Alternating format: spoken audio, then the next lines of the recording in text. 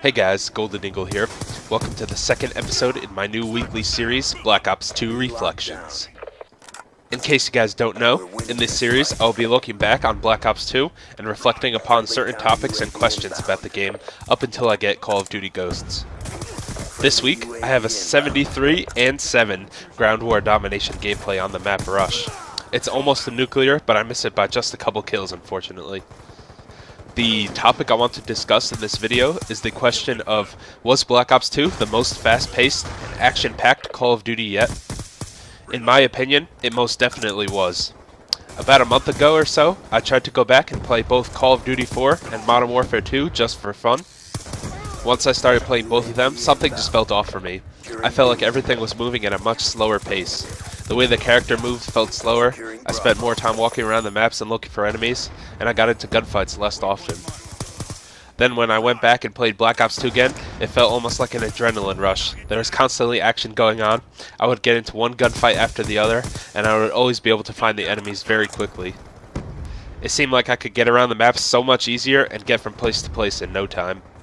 So why did Black Ops 2 have such a different feeling from the other Call of Duties that I went back and played?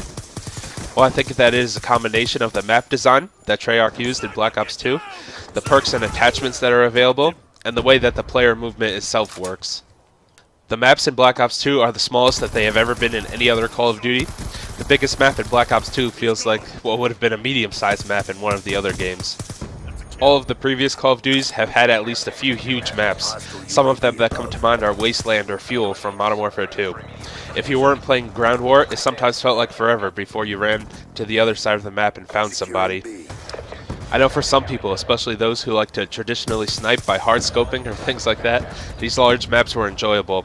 But for me, I like when the action is at medium to close range. I like to rush and be aggressive, and the maps like those did not necessarily cater to my playstyle. The maps in Black Ops 2, however, absolutely do. They are all suited for fast-paced close quarters combat.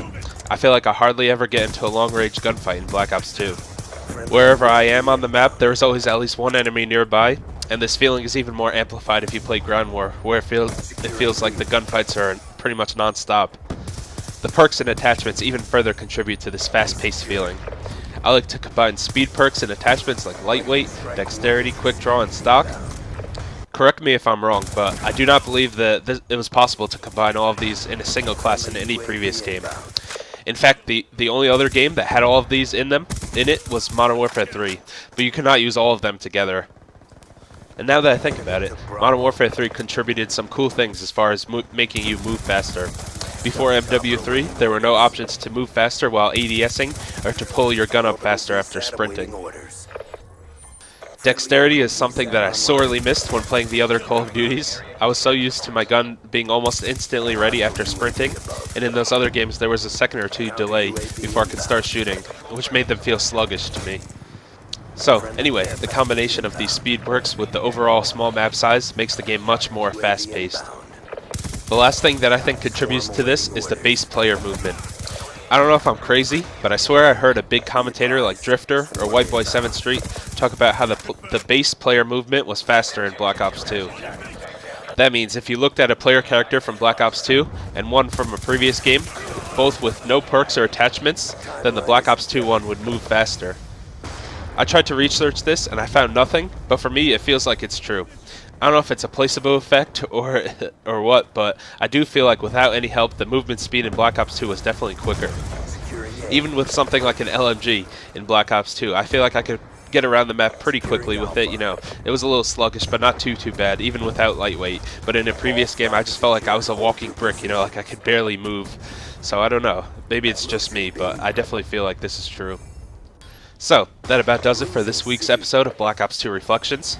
Leave me a comment and let me know if you thought Black Ops 2 was the most fast-paced Call of Duty yet. And let me know what you think about the movement speed of the characters, or if it's just all in my head. Tune in next Friday for the next episode in this series, and thanks for watching, guys. I'll see you next time.